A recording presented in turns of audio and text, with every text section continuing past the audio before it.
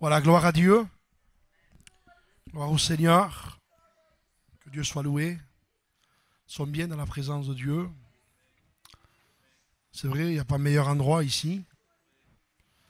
Il n'y a pas meilleur endroit sous la terre que d'être là. C'est l'endroit idéal, je pense, pour pouvoir être béni, pour, euh, pour pouvoir recevoir des conseils de Dieu, de l'instruction, de la lumière. Alors ce matin, je ne voudrais pas casser l'atmosphère de ce qui se fait, parce que j'essaye de sonder aussi ce que je peux ressentir. Parce que des fois, ce qu'on ressent ne vient pas de Dieu aussi. C'est pas tout ce que je ressens et que je pense que ça vient de Dieu. On se trompe aussi, vous comprenez. Mais j'étais en train de réfléchir à ce qui se disait et à ce qui se faisait. Et le dernier cantique m'a beaucoup parlé dans mon cœur. Hosanna au plus haut des cieux. Et ceux qui ont dit ça un jour, quelques jours plus tard, on dit crucifie-le. Alors, ce que je ne voudrais pas, c'est me tromper, vous tromper aussi. Ce serait bête de se tromper ensemble. Hein? Parce que vous savez qu'on peut se tromper par tout ce que nous ressentons, par les émotions, par les pensées, par... Je ne voudrais pas tromper le Seigneur dans mon cœur. Être là, presque, vous savez, en hypnose. Vous savez? Et le Seigneur me dit, tu sais, c'est pas ce matin-là qu'il faut être concentré particulièrement. Mais vous savez que la vie chrétienne, c'est dans notre propre cœur et dans le secret que tout se passe. C'est trop facile. Moi, je suis avec vous, on est ensemble. Hein. Je suis avec vous, moi, ne pensez pas que je suis contre vous. Un serviteur n'est pas contre le peuple, contre un frère. Mais ça dépend comment c'est dit. Il y a des choses qui peuvent nous contrarier, vous comprenez, qui peuvent un peu dire, bon, écoute, nous, on est tranquille, là, on est ensemble. Euh, On a adoré, on a chanté Hosanna. Oui, mais vous savez que Hosanna peut se traduire de même par crucifie-le. On peut trahir le Seigneur. Et j'étais assis et j'écoutais. J'ai dit, Seigneur, je sais que je peux te trahir. Car je l'ai fait déjà. Même si ça n'a pas été peut-être visuellement. Même si les autres ne l'ont pas vu. Mais dans mon cœur, des fois, il y a eu des moments où, dans ma vie où j'ai pu comme trahir le Seigneur, lui faire du mal, le blesser. Vous comprenez? Alors moi, je peux rentrer dans ce qui se fait, vous voyez, essayer de suivre, essayer voilà, qu'on soit là, vous voyez, que... Mais je sais que c'est pas ça. D'ailleurs, l'expérience de ma vie chrétienne, Pachaï pourrait le dire encore mieux que moi, on sait qu'un culte n'est pas de... Une vie chrétienne n'est pas de 10h à midi le dimanche matin. Parce que de 10h à midi, on est les chrétiens les meilleurs du monde. Qui n'est pas chrétien de 10h à midi, le dimanche matin? La terre entière. Je disais hier aux frères, je disais l'autre fois, j'ai vu un reportage. Alors c'était un pasteur. Je voudrais être adroit dans ce que je dis, mais je ne peux pas dire... Donc je vais vous prêcher la vérité. On se prêche la vérité ensemble. Et regardez ce qu'il faisait, ce pasteur. Il dit, je vous présente mon épouse. Et le commentateur filmait. Il dit, je vous présente l'autre aussi, c'est mon épouse, celle-là. Il dit, celle-là aussi. Il en avait 5. Et il expliquait pourquoi il vivait dans la polygamie. Et il disait, voilà, nous vivons comme ça, le dimanche on est au culte. Je dis, Seigneur, comment tu sais? Donc, et je disais aux frères que la terre entière se réunit aujourd'hui dans le monde pour pouvoir apporter un culte à Dieu. Mais comment les gens l'apportent, le culte? Comment les gens apportent un culte aujourd'hui à Dieu? Dans quel état d'esprit les gens apportent un culte? Comment les gens vivent aujourd'hui? Comment vivent aujourd'hui les gens? Pourtant, c'était un pasteur, avec sa carte et tout. Carte américaine, serviteur, pasteur, des assemblées, je ne sais pas de quelle tribu il était. Je ne sais pas si c'était un mormon, peu importe. Mais il avait sa Bible, il lisait sa Bible, il prêchait le dimanche, il préparait ses sermons. Et puis, il avait 5 femmes, il avait des enfants, il vivait dans la polygamie. Allez, moi, il vivait dans le péché, dans l'adultère. Donc ça veut dire que ce n'est pas ce qu'on dit qui est le plus important. Oui ou non? J'espère que je ne vais pas vous tracasser ce matin. Je ne suis pas là pour vous embêter, moi. Alors j'ai écrit quelque chose là, pendant les cantiques, je l'ai écrit.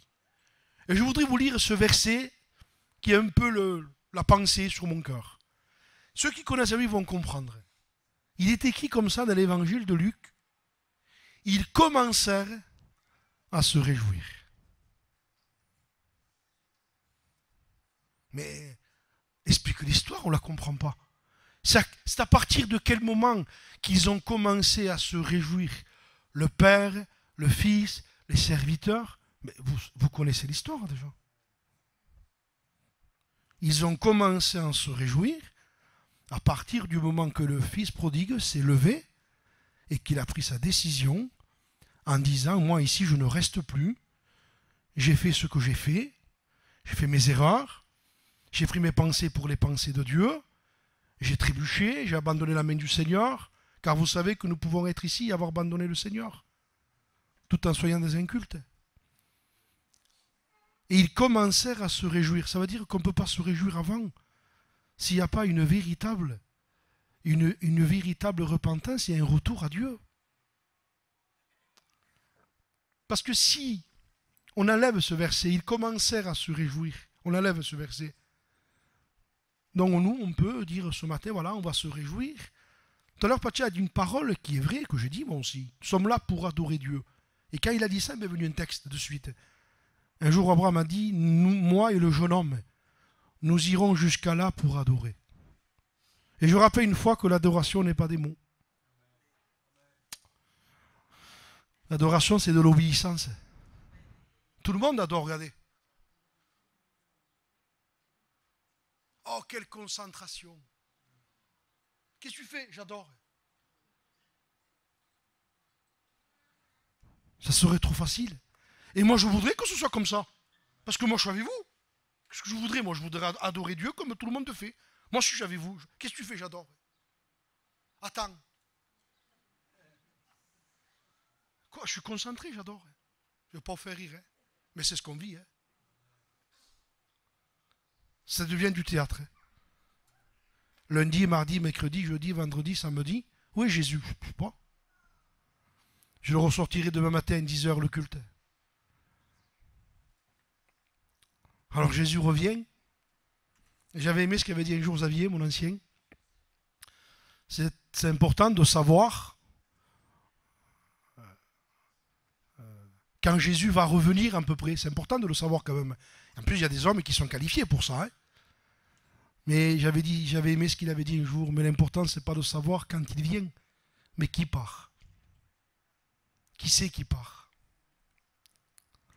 L'important, c'est de savoir si on part. C'est ça l'important.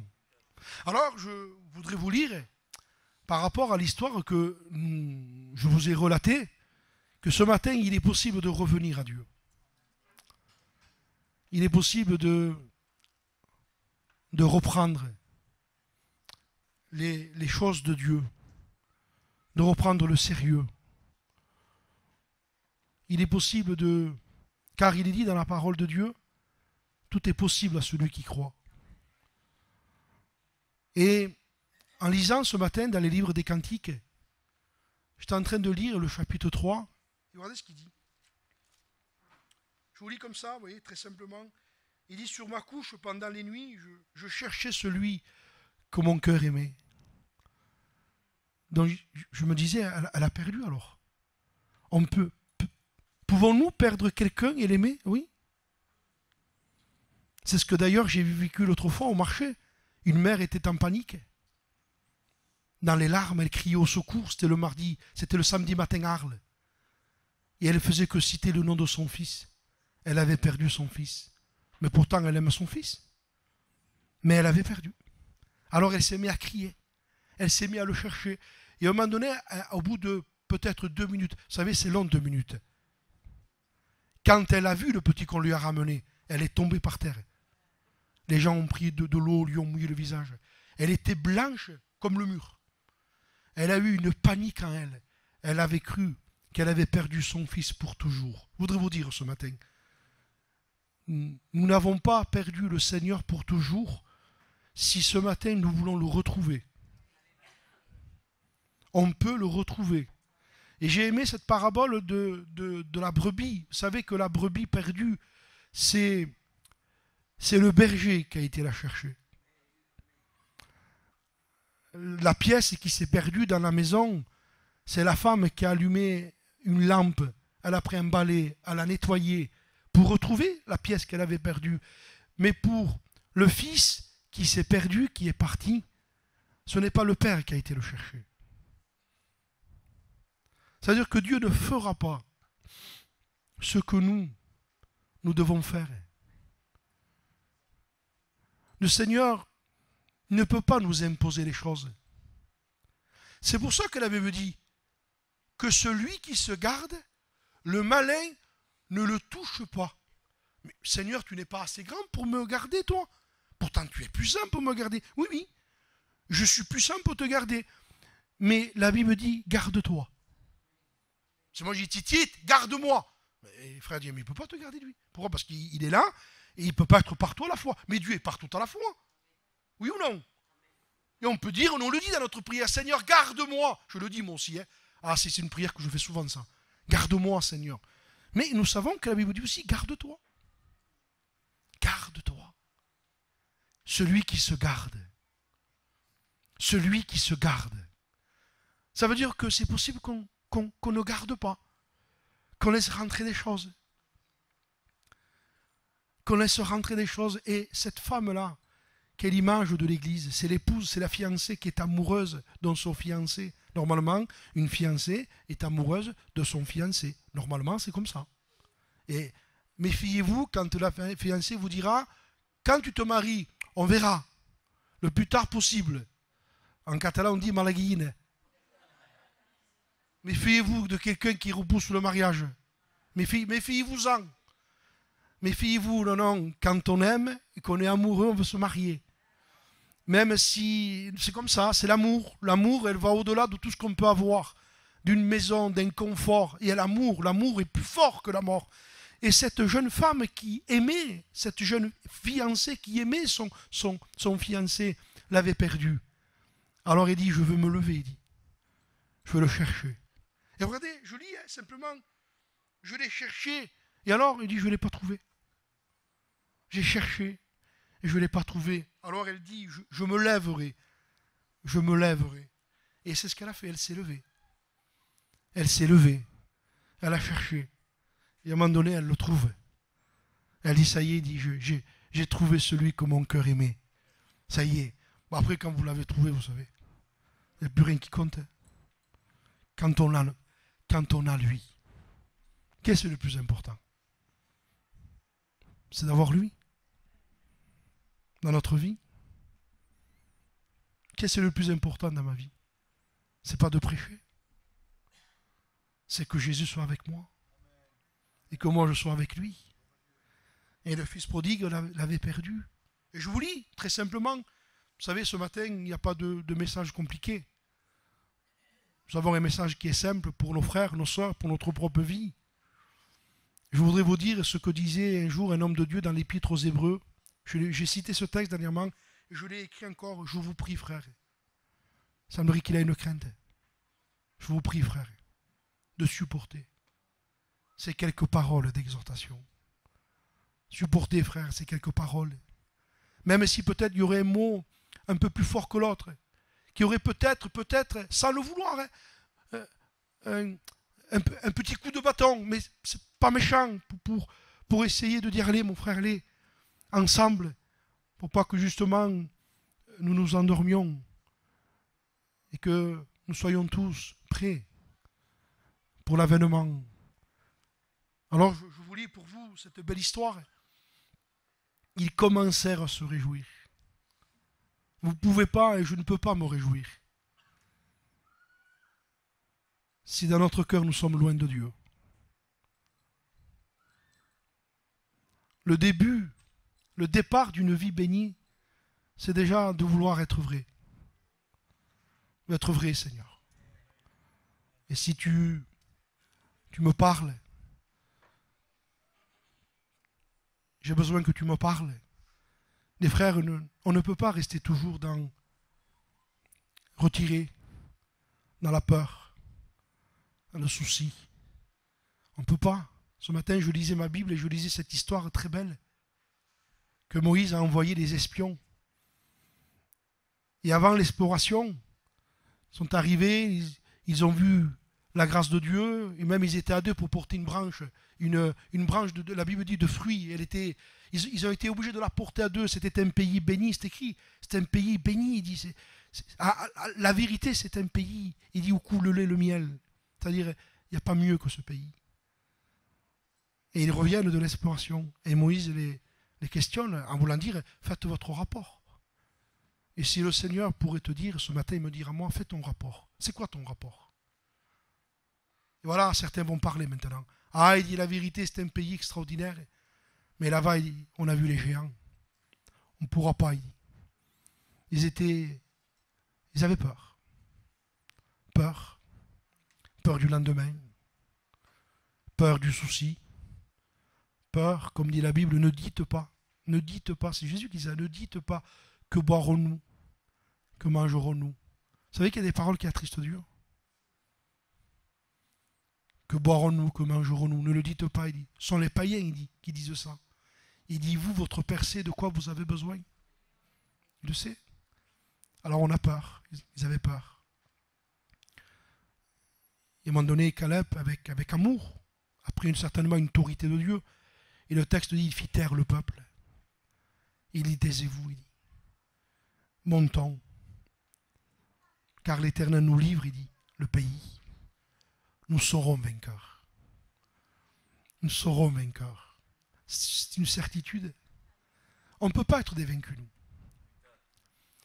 Si on écoute Dieu, on ne peut pas être vaincu. C'est impossible, mes frères.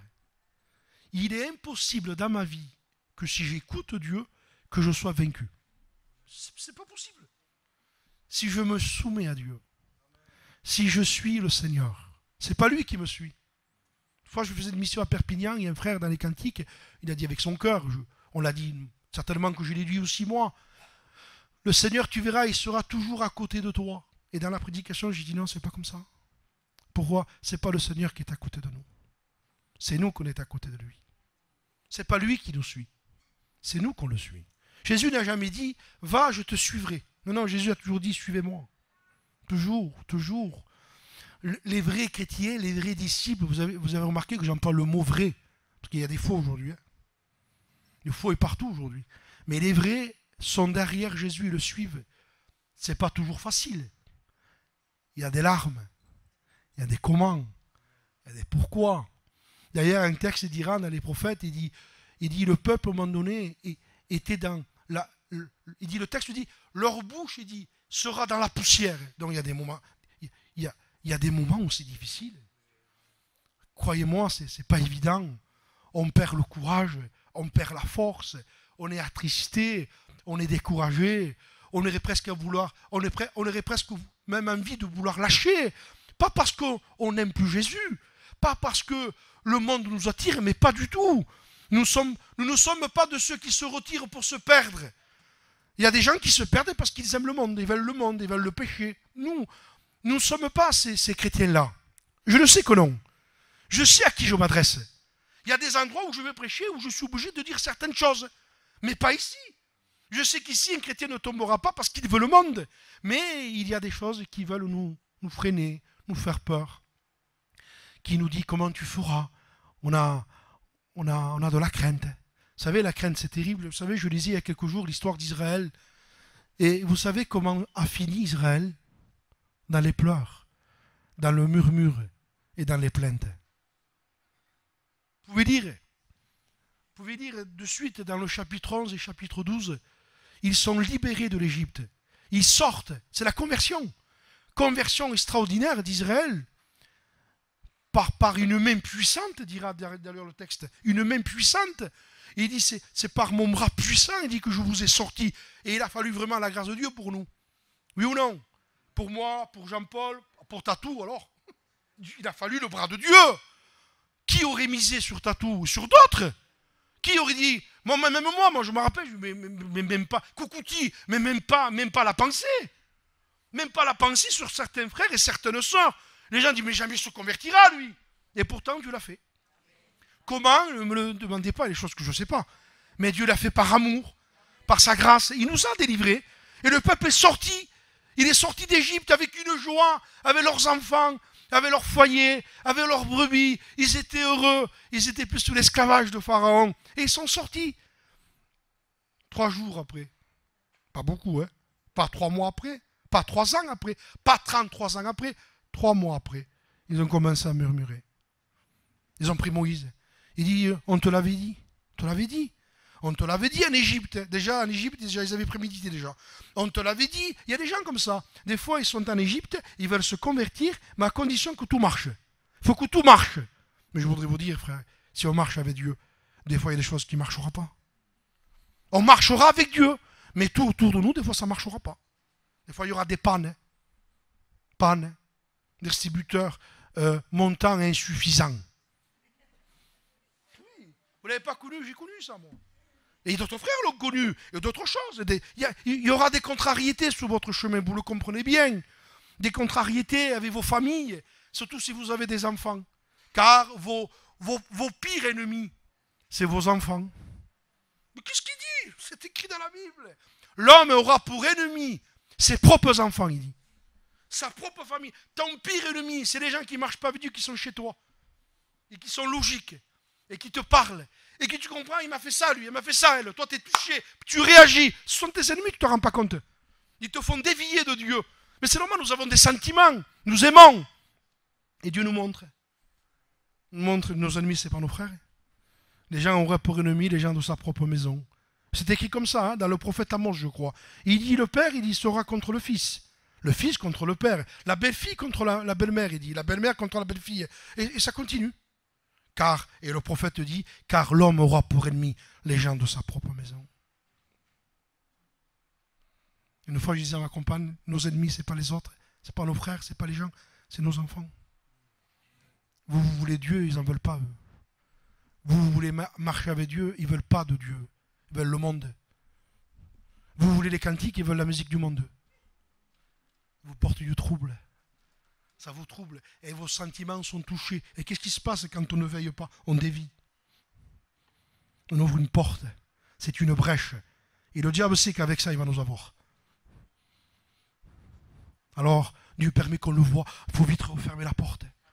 Des fois, il faut même fermer nos sentiments parfois. C'est dur, mes frères. Hein? Avec la langue, là. Avec la langue, il est un peu plus facile. Moi, ici, ce matin, c'est mon artiste. Hein? Dimanche, ça ne sera pas de chai. Et oui, parce qu'on est des artistes sur l'estrade. Voilà, bon, ouais. Même on dit des choses. Quand une fois, je me suis écouté, comment que j'ai dit tout ça? On va trop loin. Et même notre prédication, des fois, dépasse notre propre vie, même. Même dans une prophétie, on peut dépasser notre vie. Soit, ce matin, j'écoute une prophétie, elle venait de Dieu. Soyez prêts, soyez prêts. Et des fois, on le prêche, nous, on n'est pas prêts. Et celle qui prophétise n'est pas prête non plus. Ah oui.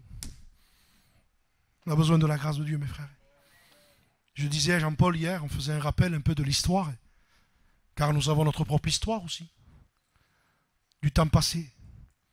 Et Jean-Paul, on a eu des pertes. On n'a pas dit des frères précieux.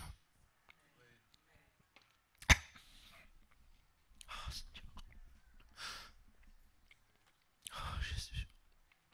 Des frères précieux. Ils ne sont plus là aujourd'hui. Qui chantaient Hosanna aussi. Ils ne sont plus là, ces frères. On a perdu des frères, on a perdu des ministères. Pourquoi? Parce que nous sommes sortis d'Israël. Levez-vous la pensée, les frères, que tout réussira. On ne peut pas aimer Dieu. Vous savez ce que dit la Bible? Vous ne pouvez pas, il dit, servir Dieu et maman. On ne peut pas. Il dit, on est obligé d'aimer l'un, il dit, et d'haïr l'autre. C'est comme ça. Et vous êtes obligé, il dit, d'aimer celui-là et d'haïr celui-là. Vous ne pouvez pas. Moi, j'aimerais que Dieu dise, vous pouvez. Moi, je dirais, on peut. Mais lui dit, vous ne pouvez pas. Il dit, vous ne pouvez pas. Vous ne pouvez pas, vous ne pouvez pas. Vous ne pouvez pas, il dit, servir Dieu et maman. Vous ne pouvez pas. Alors, qu'est-ce qu'il faut faire? Eh bien, il faut, dans notre cœur, se recueillir. Être vrai. Tu es en train de réfléchir à ce mot hier. Jésus a dit un jour, je suis l'agneau qui ôte le péché du monde. L'agneau. Mais nous savons que Jésus a dit aussi dans la parole, je ne me souviens plus, je crois que c'est l'Apocalypse, il dit je suis le lion aussi. Quel contraste entre l'agneau et le lion. Et je disais, l'agneau, je pense que c'est pour les gens qui sont vrais. Tant que je serai vrai, il sera l'agneau. Il m'aidera. Tant que je serai honnête, tant que je serai vrai. Car vous savez, dans la parole de Dieu, il y a une histoire qui nous est relatée d'ailleurs. Et si on ne fait pas attention, ça peut nous arriver à tous. Vous vous rappelez de cette histoire de cet homme qui était un idolâtre, qu'on appelle le pasteur Jéroboam, qui avait mis les veaux d'or dans le temple. Il s'était fait l'évangile comme lui l'avait voulu, quoi. Il avait introduit des choses dans la maison de Dieu qui étaient graves aux yeux de Dieu, des interdits, des choses graves, ces choses ont fait que Dieu est parti. Gardez-vous de croire, le Seigneur ne partira jamais. C'est faux ça. Le Seigneur peut partir de chez nous. Il peut partir de ma vie, de votre vie. Il peut quitter cet endroit. Et il peut rester que le cérémonial, que l'apparence de la piété. Et c'est ce que Jérôme avait fait. Il avait été loin dans sa façon de vivre. Des choses de l'idolâtrie. Il était rentré. Il allait loin. Et à un moment donné, donc, il a un problème. Son fils tombe malade. Alors il dit à sa femme, il dit, écoute, tu vas aller trouver le prophète. Mais surtout, tu vas faire quelque chose. Déguise-toi, il dit. Tu te déguiseras. Pour pas qu'on te reconnaisse. Mais à quoi ça sert, puisque Dieu voit tout? Alors elle est partie. Vous regardez où va l'être humain. Elle s'est déguisée.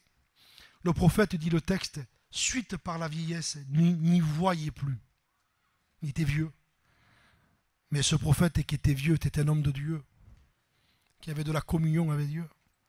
Et dans la communion avec Dieu, Dieu lui dit, écoute, cette femme dit, va venir. Et cette parole, elle est triste à dire. Elle m'attriste de le dire. Et elle se donnera pour une autre. Alors, l'histoire dit qu'elle est venue. Elle a été à la maison du prophète, elle a tapé. Et elle était déguisée. Personne ne l'avait reconnue. Personne ne savait que c'était elle. Mais quand elle a tapé, elle a entendu la voix entre femmes de Jéroboam. Elle voulant dire, je te vois. Pourquoi veux-tu te donner pour une autre? Maintenant, je suis chargé de t'annoncer des choses dures. Ça veut dire qu'on peut être tous, le plus petit, le plus faible. Écoutez, il n'y a pas de problème, c'est nous tous. Mais Dieu ne supporte pas quand on triche. Ça veut dire que si je suis ce que je suis, avec mes faiblesses, avec vérité, Seigneur, je veux te retrouver. Je veux revenir à toi.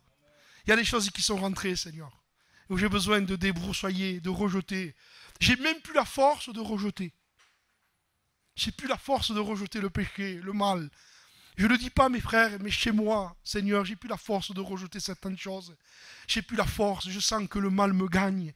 Pourtant, dans mon cœur, je t'aime, Seigneur. Comme la Sunamite, il dit, je l'aimais, il dit, je cherchais celui que mon cœur aimait. Elle avait perdu, mais elle aimait.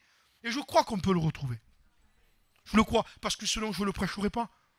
Je ne prêcherai pas, je dirais, c'est pas... Non, non, je le crois de tout mon cœur, puisque l'histoire me fait comprendre. Un père avait 2 fils. Et le plus jeune dit, mon père, donne-moi la part de bien qui doit me revenir. Le père a lui, il aurait pu dire, pourquoi, qu'est-ce qu'il y a, mon fils, tu veux partir de chez moi? Je t'ai fait quelque chose ou pas? Je ne sais pas si ça vous arrive, vos enfants. Mais qu'est-ce qu'il y a pas?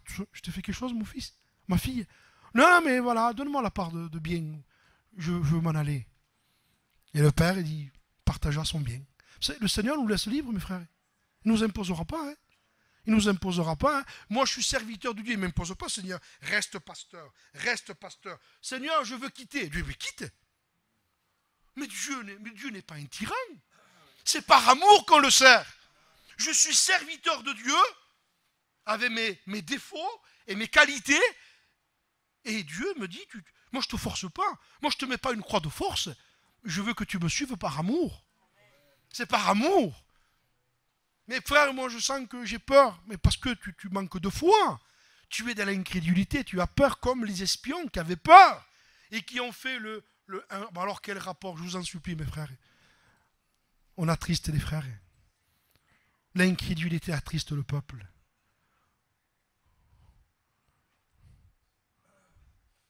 Alors il faut que des hommes se lèvent, des femmes se lèvent et dire voilà, non, on sera vainqueur mes frères. Si on obéit, on sera vainqueur. Si on se soumet, on sera vainqueur. Si on écoute le Seigneur, on sera vainqueur. Je ne sais pas comment on s'en sortira peut-être par rapport à ce qui peut nous arriver des fois chez nous. Comment à un moment donné, dit Moïse, dis au peuple qu'ils arrêtent de crier, qu'ils marchent. Et les Égyptiens qui voient, aujourd'hui, ils ne les verront plus jamais. Réaction de la chair. Mais comment tu veux qu'on fasse? Il y a la mer, les Égyptiens sont derrière. Logique humaine, on ne peut pas s'en sortir. Allez, pensez-vous que Dieu va ouvrir la mer? Humainement, vous ne pouvez pas le penser, ça. Mais l'humain ne peut pas le comprendre, ça. En tant qu'humain, on ne peut pas comprendre les choses de Dieu. Si vous essayez de comprendre les choses de Dieu, moi, des fois, j'ai essayé de comprendre Dieu. Dieu dit, tu ne peux pas me comprendre. J'agis à l'envers de toi. Toi, tu es logique. Moi, je ne suis pas comme toi. Et Dieu nous a montré dans sa parole que Dieu n'agit pas comme nous, on le pense. Nous, on dit, Dieu, on va faire comme ça, on va faire comme ça, on va faire comme ça. On joue presque au billard. Dieu dit, non, c'est pas comme ça. Tout à l'envers, dit Dieu. Tout à l'envers. Et le Seigneur nous demande des choses. Nous demande. Vous savez, je lisais dernièrement l'histoire de Jacob. Et à un moment donné, les fils de Jacob s'en vont en Égypte. Et Joseph les reconnaît. Eux, non. Et qu'est-ce qu'ils font? Ils gardent un des fils de Jacob. Parce que Joseph est en train de faire une stratégie pour les amener, justement, à pouvoir voir leur état et ce qu'ils ont fait. Qu'est-ce qui se passe? Ils repartent là-bas. Et ils disent, vous pourrez voir ma face, il dit, à une condition, si vous m'amenez Benjamin. Ils partent et ils arrivent là-bas. Et le texte dit, la famine s'apesantissait sur le pays. Ça veut dire que le message a été celui-ci. Mon père, il faut que nous prenions Benjamin et que nous retournions en Égypte pour avoir du blé. Réaction de l'homme. Pas besoin. C'est normal, ils avaient plein de blé pour l'instant. Non. C'est à nous ça. Hein. C'est parce qu'à nous. Non, il dit pas besoin, il dit restez là. Donc les jours passent et le blé commence à diminuer. Parce que la bénédiction commence à descendre après. On le sent dans les réunions. On sent qu'il n'y a plus de blé.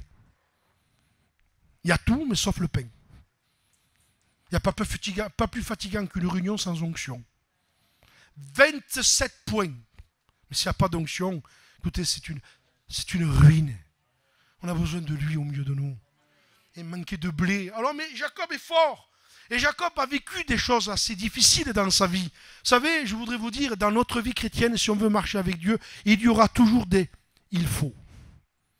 Ça a été la première parole de Jacob. Il dit, j'ai eu un rêve. Et c'est quoi ton rêve, mon fils? Et j'ai vu les étoiles, le soleil, il dit. Et j'ai vu tout ça se prosterner devant moi. Comment? Son père le reprimanda. Il lui dit, faut-il que moi, ta mère et tes frères, nous nous prosternions? Jacob ne peut pas arriver à voir qu'il faut, qu'a dit le jour un homme de Dieu? Il faut qu'il croise. Mais ça, on le dit avec la langue.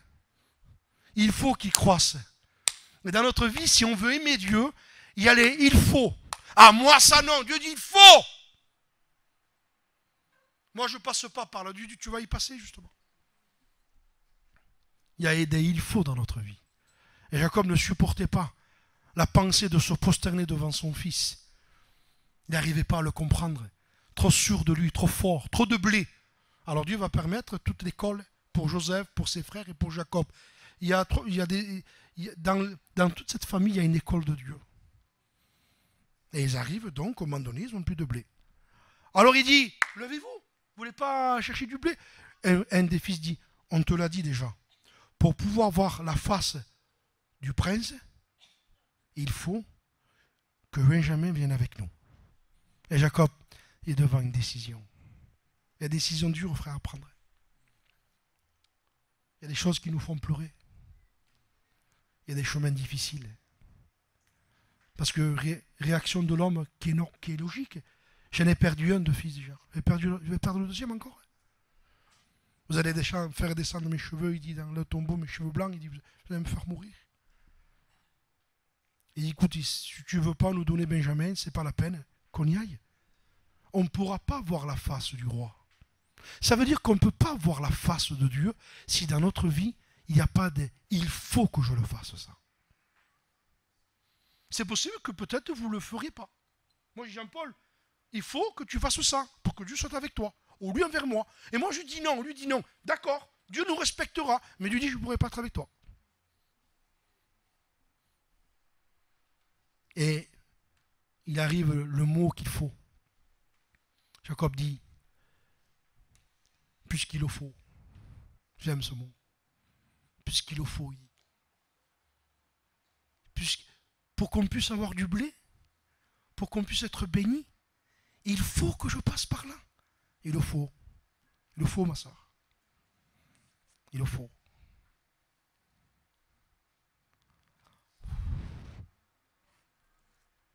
C'est dur. Il le faut. Des fois, il faut aller trouver un frère et lui demander pardon. Il le faut. Pour faire rire.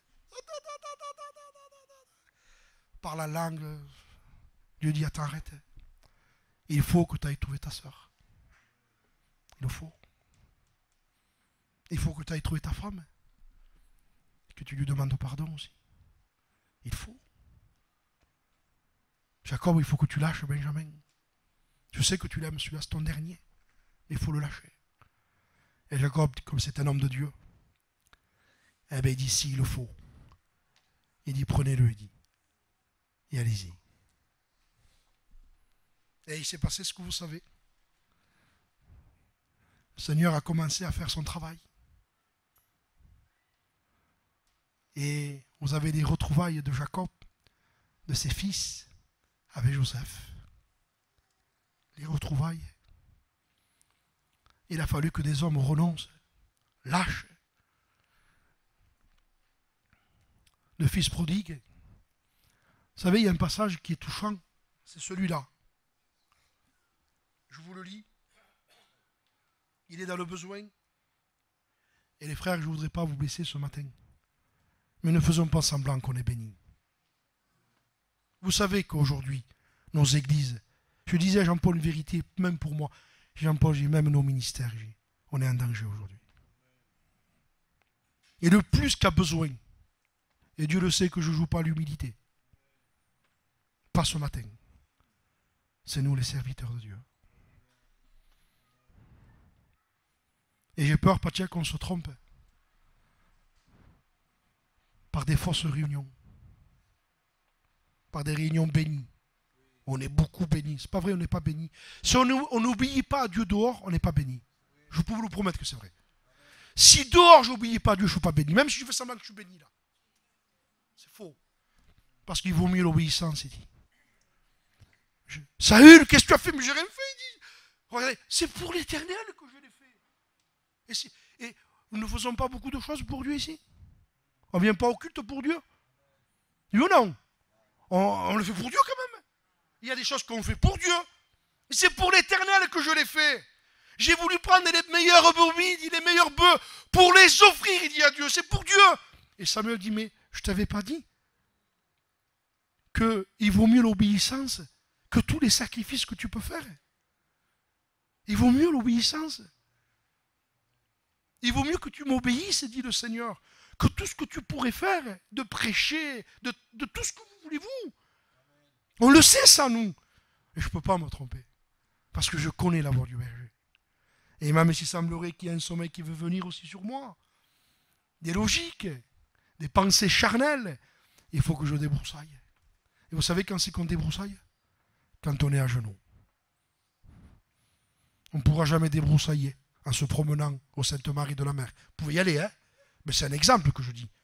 On se promène beaucoup aujourd'hui, hein, on a chaud. On va dans des endroits qu'il ne faut pas aller. Je peux aller? On va dans des endroits qu'il ne faut pas aller. Un chrétien ne va pas à la mer où il y a les païens. Vous allez pécher contre Dieu. Un chrétien ne va pas à la mer où il y a des païens. Il peut aller dans un endroit où il n'y a personne. Hein? Mais un chrétien ne va pas dans ces endroits. Un chrétien, c'est un chrétien.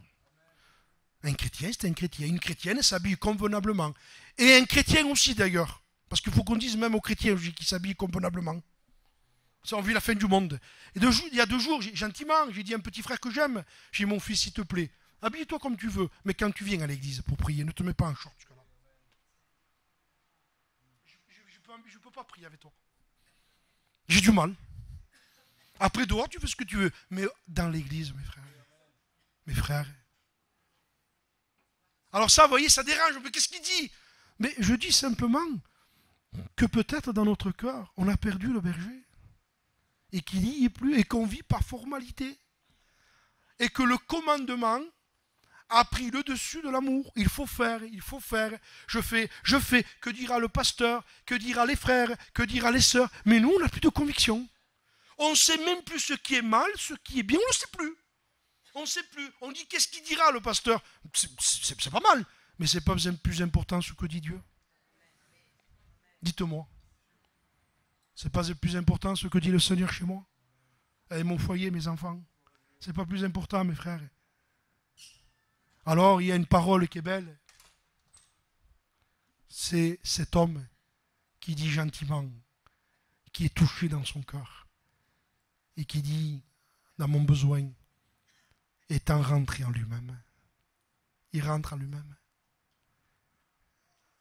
Il s'analyse, il se regarde, et il dit, ça ne va pas ce que je fais. Je suis loin de la maison de mon père. J'ai gaspillé tous mes biens en vivant dans la débauche. En vivant dans la débauche. Il vivait dans la débauche. On peut être un chrétien et vivre dans le péché. Et prendre la Sainte Seine. Et Paul, rempli d'amour, dit, faites attention, ne prenez pas la Sainte Seine. C'est pourquoi qu'il y a parmi vous, il dit, un grand nombre sont morts avant l'heure. Il y a beaucoup de malades. Vous avez vu les malades qu'il y a aujourd'hui, les malades spirituels? Des gens qui n'arrivent pas à marcher avec Dieu et qui prennent la Sainte Seine. Il y a beaucoup de malades, beaucoup d'infirmes. Un grand nombre sont morts. Paul, rempli d'amour, dit, examinez-vous pour savoir si vous êtes dans la foi. Ce garçon est rentré en lui-même. Il s'est levé. Il a dit, j'irai vers mon Père. Et je lui dirai à mon Père, je t'adore. Aujourd'hui, on veut faire semblant. Aujourd'hui, dans beaucoup d'endroits, on veut faire semblant qu'on est dans le coup en adorant Dieu.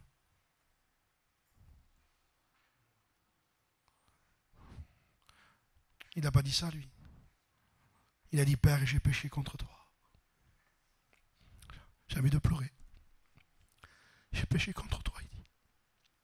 Contre le ciel. Je ne suis plus digne d'être appelé ton fils.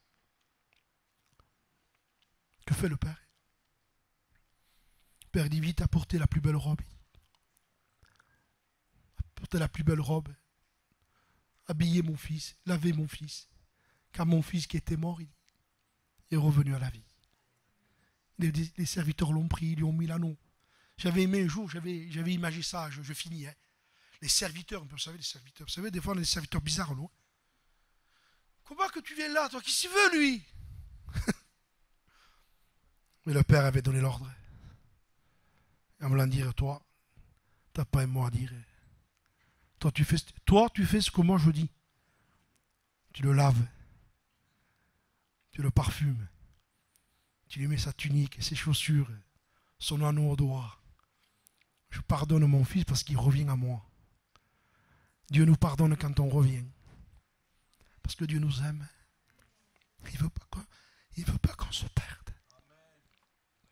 Il nous aime. Il n'y a personne qui vous aime comme Dieu. Même pas un pasteur. Le meilleur qu'on puisse être. Il n'y a personne qui vous aime comme Jésus. Il vous dira toujours la vérité. Toujours il vous dira. Toujours il vous parlera dans la plus profondeur de votre cœur. Et il vous dira, mon fils, ma fille, ça va pas ça. Ta façon de parler, ça va pas. Mais j'étais en colère, Seigneur. Je sais, je te pardonne. Mais tu ne peux pas rester dans cette colère. Tu ne peux pas rester dans cette froideur. Tu ne peux pas rester dans cette tiédeur. Il faut que tu te lèves, que tu te repentes, que tu reprennes les choses de Dieu. Vous savez, quand Joseph a entendu le message, il dit, ton fils Joseph vit encore. Il est vivant. Le cœur de Jacob resta froid. Alors Joseph dit, je vais faire quelque chose parce que mon père ne le croira pas. Il dit, il envoya des chars, de la puissance, de la gloire, des bénédictions, des messages. Certainement, c'est une façon que j'ai de vous apporter ça, moi. Et à un moment donné, il voit tout ça. Alors il dit, mon fils vit encore? Oui. Alors il dit, je me lèverai. J'irai voir, il dit, mon fils. J'irai le voir. Il faut se lever ce matin. Reprendre les choses de Dieu. Il faut reprendre les choses de Dieu. Je ne t'accuse pas en te disant ça. Mais la façon qu'on s'habille, le Seigneur ne nous met pas dehors, mais c'est une preuve que la légèreté est rentrée. Et je disais une fois dans une prédication, si le monde païen, les frères dans une église ont des combats avec le monde païen, il ne faut pas que les frères aient des combats dans l'église. Qu'est-ce qui est en train d'arriver, mes frères? Où est Jésus? Où est-il? Vous voulez qu'on fasse semblant? Vous voulez qu'on fasse ça? Qu'on fasse semblant? Même semblant de se regarder, semblant de se pardonner? Où rentre le gitanisme, le vice? Ça que vous voulez? Que le Seigneur s'en aille au milieu de nous, de nos vies, de nos ministères? Vous ne pouvez pas s'arrêter et dire, Seigneur, on va rentrer à nous-mêmes. Se lève, le prend, j'ai toujours aimé ça, il embrassa. Je disais une fois, il embrassa, c'est écrit comme ça, regardez. Il courut, se jetait sur son cou, il embrassa. Et je rappelais une fois, il n'y a qu'un père qui peut faire ça. Il n'y a personne qui peut embrasser quelqu'un s'il sent mauvais. Personne. Il n'y a qu'une mère et un père pour son fils. Et quand vous aimez quelqu'un, vous ne sentez même pas l'odeur. Ça vous le fait ou pas? J'ai une petite fille, moi. On ne sent même pas l'odeur. On l'aime. Ah, quand on l'aime. Si ce n'est pas votre fille, il faut la partir de là. Pourquoi? Parce que c'est comme ça. C'est pas à vous. Bah, faut la partir cette petite de là. Un peste. Mais c'est la tienne. Moi, je dis, eh ben, va dehors, toi. Pourquoi tu vas pas dehors, toi? C'est à vous, vous aimez. Même l'odeur, vous ne la sentez pas. Dieu nous aime.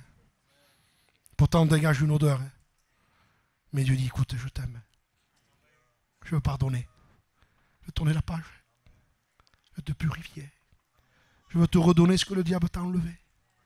Je veux te redonner ta valeur, ta spiritualité, ta pureté que tu avais, ta crainte que tu avais. Souviens-toi des premiers jours, il dit, quand je t'ai béni, comment tu marchais avec moi. Ce cœur que tu avais pour moi. Ou même, il y a des choses que tu ne pouvais pas faire, que tu ne pouvais pas dire. Il y a des choses que tu ne pouvais pas mettre sur toi, parce que tu avais honte. Parce qu'il y avait la crainte de Dieu. Ah, que c'est beau la crainte de Dieu. Il est arrivé. Et amenez le vos gras, je saute sur ça. Et ils commencèrent à se réjouir. Pas avant. Vous voulez qu'on se réjouisse? Il faut revenir à Dieu. Et comme avait dit un jour un homme de Dieu, quand le fils prodigue est revenu à la maison du Père, il n'avait pas, il dit, un porc sous le bras. Il faut que tout ça, ça reste dehors. Que Dieu nous aide, mes frères. On peut revenir. Nous pouvons le décider, le choisir, le vouloir. Par une repentance de cœur. Une vraie repentance dans notre cœur.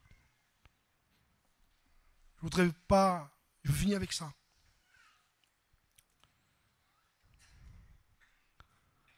N'attendez pas le pire pour changer. Ou n'attendez pas le message d'un docteur qui a plus de puissance des fois qu'un pasteur avec une mission. Le Seigneur nous parle ce matin. Maintenant, prenez votre part de bénédiction. Levez-vous. Revenez à Dieu. Je veux revenir à Dieu. Comme Dieu le veut. Je vous prie, frères, de supporter ces quelques paroles d'exhortation. Amen. Que Dieu vous bénisse.